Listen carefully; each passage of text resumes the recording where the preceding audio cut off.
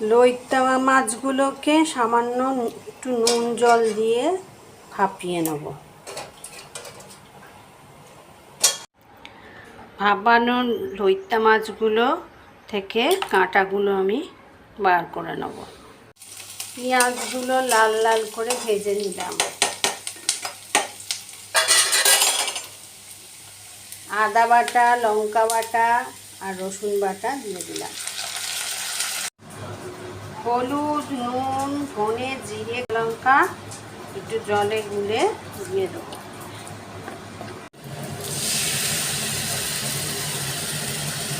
টমেটোটা বেটে রেখেছিলাম দিয়ে দিলাম। সামান্য একটু চিনি দিয়ে দিলাম।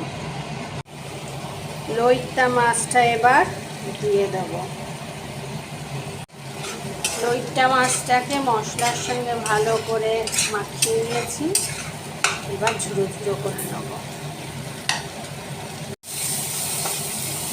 ভালোভাবে কষিয়ে কষিয়ে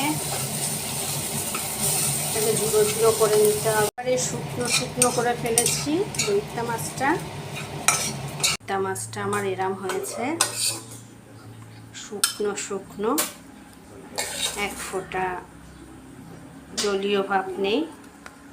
এরকম শুকনো শুকনো লইট্টা মাছ খেতে দারুণ লাগে। গরম ভাতের সঙ্গে শুকনো শুকনো লইট্টা মাছ।